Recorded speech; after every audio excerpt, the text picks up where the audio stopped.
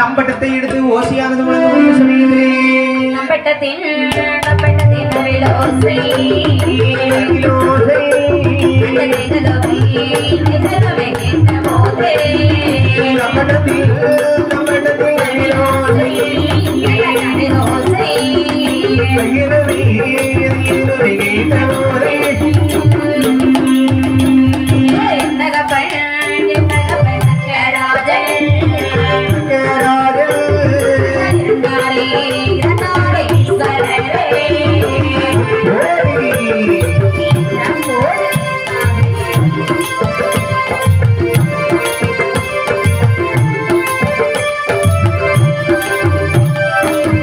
அப்படியே வந்து நின்று எழுது விளம்பிச்சு காதலை தப்பிட்ட ஓசையை காதலை இட்டாள் பார்வதி. என்னதான் இருந்தாலும் பெற்றெடுத்த தாய் தந்தீர்கள் அல்லவா சுவாமி, என்னுடைய தாய் தந்தீரை தப்பிட்ட ஓசையை கொண்டு விட்டீர்களா பகவானே, கொண்டு விட்டீர்களா? பார்வதி, நீரானை கொல்ல வேண்டும் என்ற ஆஸ்வீசத்தோடு என்னிடத்தில் பேசிக் கொண்டிருந்தாய். மாமனுடைய தலையே இருப்பார்களே யாராவது பகவானே? இத பாரு, இந்த நேரத்தில் அது கொண்டு இருக்கின்றாய். இப்போது உனக்கு என்னத்தான் செய்ய வேண்டும்? எப்படியாவது என்னுடைய இறந்தவர்களை முதல்ல போய் பார்க்கணும். அந்த அளவுக்கு கொடுமைக்காரன் இல்லம்மா பார்வதி. அப்படி என்று பகவானும் பார்வதியும் வந்து பார்க்கும் சமயத்திலே ஆடெடுத்த கடற்போரே இருக்கின்றதற்காக பாடு கண்டாள். உடனே சொல்கின்றால் பகவானும் எப்படியாவது என்னுடைய தாய் தந்தையரை எழுப்பி தர வேண்டும். பார்வதி, அவர்கள் தலையில்லாமல் இருக்கின்றார்கள். அவர்களை எப்படி எழுப்ப முடியும் பார்வதி? ஏதாவது பொருந்தக்கூடிய தலை வைத்து எழுப்பித்தார்கள் சுவாமி. வீரர்கள் புத்திரனிடத்திலே சொல்கிறார். வீரர்கள் கைலாச மலையிலே வட சார்பிலே சென்று வடக்கே தலை வைத்து தொங்கக்கூடிய இரு ஜீவராசி தலையை எடுத்துக் கொண்டு வரும் சமயத்திலே வடக்கே தலை வைத்து ஒரு மாடும் வரையாடும் தலை வைத்து தொங்குவதை கண்டார். இரண்டு தலையும் எடுத்து பகவான் முன்பிலே கொண்டு வைக்கக்கூடிய சமயத்திலே தலையது காணவே சிவன் முதலாரோ, தலையது காணவே சிவன் முதலாரோ, சிவனாரே துறை சொல்வார்.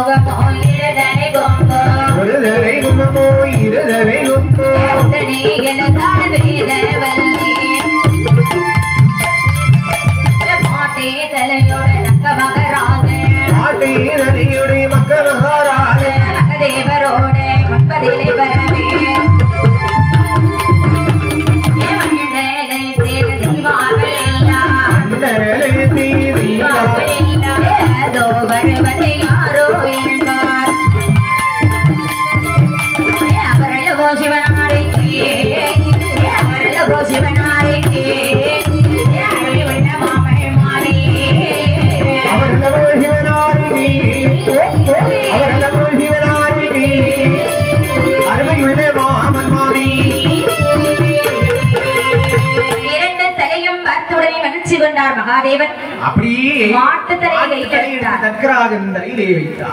தலையோடு மனித உடலோடு இழந்து வந்து சத்தம் போடுகின்றார். ஆட்டுத்தலை எடுத்தால் வேதவழியினுடைய கழுத்தை வைத்து விபூதி வாரி போட்டு மந்திரத்தை உச்சரிக்க ஆட்டுத்தலை மனித உடலோடு வருகிறாள் வேதவல்லி. அப்படி வந்த உடனே தேவர்கள் எல்லாம் சொல்றாங்க, அதோ கைலாசமலையில ஆடு மாடு என்று வரை வசி சொற்கள் பேசு. இந்த வசி வார்த்தை கதை கேட்டால் டக்கராதன் தான் என்று அகத்தை அடித்து விட்டது பகவானே. என்னுடைய ரூபத்தை மாத்திதார்கள் என்று சொல்ல பகவான் என்று சொல்கிறாள். அப்படியே இந்த பகவான் சொல்கின்றார், மாற வேண்டுமானால் நீ சுடலிலே சென்று பிறக்க வேண்டும். முன்னாள் பிரம்மனை சுட்ட சுடலை முழுதும் ஐயானக்கரை ஞானக்கரை இடுகாட்டில் நான் சுடலை களத்திலே பிறந்து வந்தாய். ஆனால் என்னுடைய பேர் உங்க பெயர் என் பேரை முன்ன வச்சு சிவ சுடலைமான சுவாமி என்று உள்ளே அப்படி என்ன அப்படியே பிரிவு செய்யுங்கள் என்று சொல்ல உடனே தேவாதி தேவர்களை இவர் அழைத்தார். அப்பா தேவர்களே என்ன வரம்பில்லா தெய்வாரே மனமாரை வேற பேசிய வரம்பில்லா தெய்வாரே மனமாரை வேற பேசிய எங்களாலே வாடமாரை வேற செய்ய கூடாதே தொடங்கோடால் மலையில் குருதவசி வர வேணும் தொடங்கோடால் மலையில் குருதவசி வர வேணும் அகலத்தி வாழ்வலையில் கண்பிழை ஒரு சிம்மாசனம் வீட்டிருக்கோம் திருநந்திரம் பொருட்கள் கட்டினம் பொருட்கள் வந்தால் அன்பில் பிதனை வளர்ப்பாம் பாரமையா குருதவசி மதுரமையா ஒரு வேள்வி குருதவசி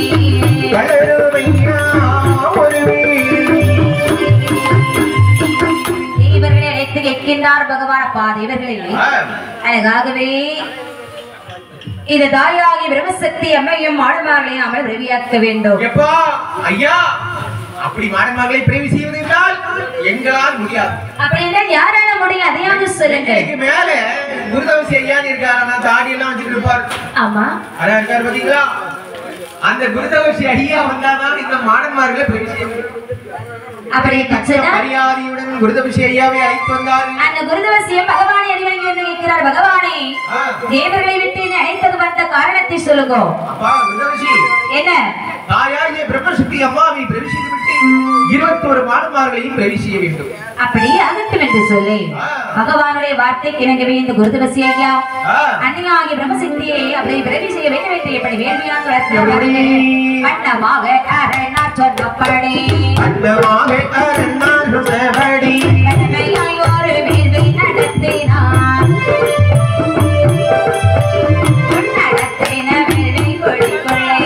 நடத்தின வேள்வி குழிக்குள்ளே தீபாவல் கூடி வளர்ப்பாரா உப்பரி பச்சரி பொங்க பாடையோ பொங்குளையும் எண்ணி கருத்துடனே அங்கரித்துடனே வளர்ப்பிட்டு வேதாபசி வளர்ப்பாரா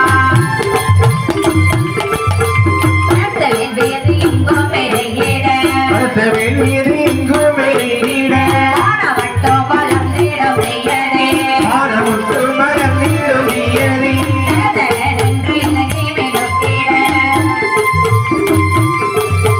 சடையாமலே பொன் வந்து சேவிக்க சேவித்த ஒரு மனது தட்டிலே திருமணந்தை ஒரு வந்து கொண்டுமா மக்களில் வேதாபசி வளர்த்திட தாயாகி பிரம்மசக்தி அம்மை வந்து பிறந்திடுவாரே.